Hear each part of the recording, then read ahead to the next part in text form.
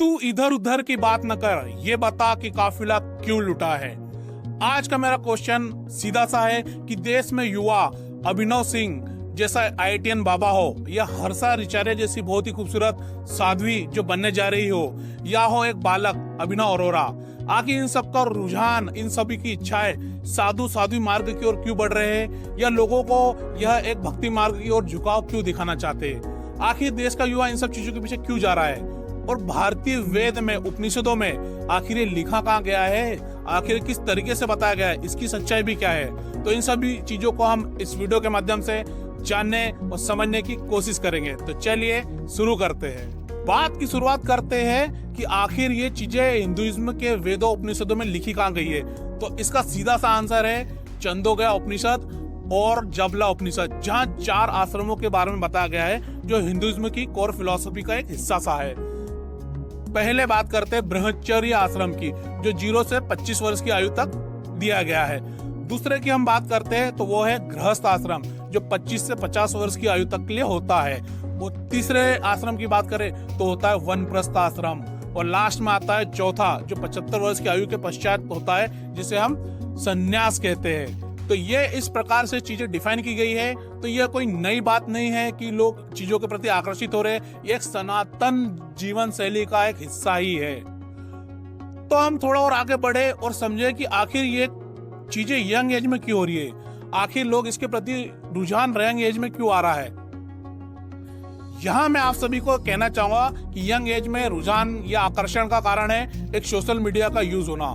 Social media का use होना एक रील के माध्यम से कह लूं, या एक छोटे वीडियो के माध्यम से कह लूं, या चंद फोटो के माध्यम से कह लूं, जो लोगों के अंदर ADHD भी क्रिएट कर रहा है, जिसे हम attention deficit hyper active disorder भी कहते हैं। यहाँ लोगों का अटेंशन स्पान कम हो रहा है, या कुछ कारण ऐसे भी है जहाँ लोग एक रील को देख के अपनी पूरी लाइफ को कंपेयर कर लेते हैं। चंद किसी के अच्छे पोस्ट देख के जो एडिट करे गए हो, जो हजारों या लाखों का खर्चा कराकर किसी टूर प्लेस में खींचे गए हो, उनसे अपने आप को कंपेयर करके अपने आप को डिमोटिवेट कर लेते हैं। उन सब चीजों से यह मान लेते हैं कि उनका जीवन उतना वैल्यूबल नहीं है। तो कहीं ना कहीं इन चीजों से वो परेशान होकर संन्यास या धर्म मार्ग को जुड़ने लग रहे हैं, या वहां अपने आप को खोजने की कोशिश कर रहे हैं। तो ये एक पहला कारणों में से एक है, जो बहुत सी बड़े बड़े ऑक्सफोर्ड यूनिवर्सिटी की रिपोर्ट ने भी बताया है। एज अ रील कल्चर आ गया, जिससे लोग डिप्रेस या परेशान हो रहे हैं और कहीं ना कहीं दूसरी चीजों से जुड़ना चाहते हैं।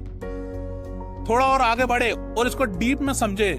रियल में रियलाइजेशन होना, वास्तव में इस चीज का आभास होना, और आभास होकर इस चीज पे विश्वास करना, जिसके बहुत ही प्राइम एग्जाम्पल है हमारे महान प्रेमानंद जी महाराज है, और दूसरे आचार्य प्रसन्न। प्रेमानंद जी महाराज को आपने लगभग सुना ही होगा, इनसे मैं भी प्रभावित हूँ, इनकी बहुत सी बातें मुझे भी अच्छी लगती है। ये चीजों को सरल और सटीक माध्यम से कहते हैं, न लाव लश्कर नहीं करते हैं, और सरल मार्ग से चीजों को करने का प्रयास भी बताते हैं।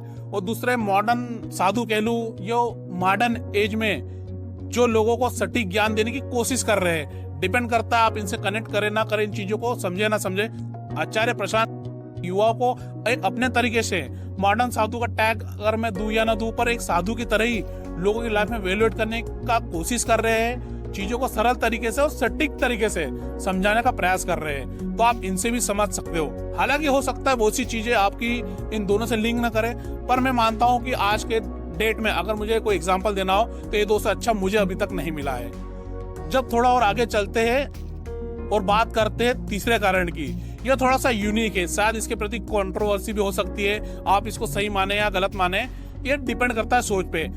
As a profession, as a business, या आज से बहुत से लोग ऐसा कथावाचक भी कहते हैं, जो शायद कुछ फ्री भी करते हैं या कुछ पब्लिक के डिमांड पर कम अमाउंट पे भी करते हैं, और इसके बहुत सारे पैटर्न या प्रकार हो सकते हैं।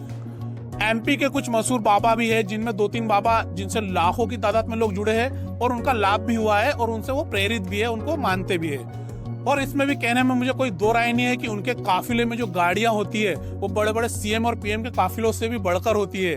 उनकी सभाओं में जो लोग आते हैं एक बड़े बड़े नेता मंत्री की सभाओं से भी बढ़कर होते हैं। डेफिनेटली उनको लाभ जरूर हुआ होगा, उनको अपनी चीजें समझ में आई होगी। कुछ भी हो सकता है, सभी के अपने कारण भी हो सकते हैं, पर कहीं ना कहीं वो पूर्णतः फ्री नहीं होते, और कुछ फ्री भी होते हैं तो बहुत अलग तरीके से चीजें होती है। मैं आप सभी से ये कहना चाहूंगा कि रीजन कोई सा भी हो, भारत हो या विदेश हो, साधु साध्वी के प्रति लोगों का आकर्षण बढ़ रहा है, एक हिंदुइज्म के प्रति लोग अट्रैक्ट हो रहे हैं। तो मैं सिर्फ यही कहना चाहूंगा कि लोग गलत तरीके से प्रमोट न करें चीजों को, सौहार्द की भावना से प्रमोट करें, लोगों में की भावना न फैलाए कि भारत ही देश है, एक हिंदुइज्म ही है जो वसुधैव कुटुंबकम की बात करता है।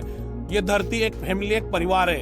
एक हिंदुइज्म में ही ये कहावत दी गई है, सर्वे भवन्तु सुखिनः सर्वे भवन्तु निरामया, सभी सुखी रहे, सभी अच्छे तरीके से साथ में रहे। तो मैं तो नहीं मानता यदि कोई बाबा किसी प्रकार की नेगेटिव बात करता है या किसी चीज को नीचा दिखाने की बात करता है तो सही है।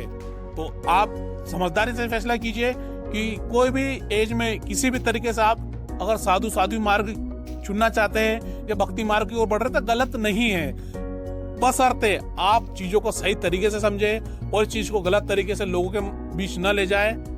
धन्यवाद। इसी प्रकार की इन्फॉर्मेशन के लिए हमें लाइक, शेयर और सब्सक्राइब जरूर करें।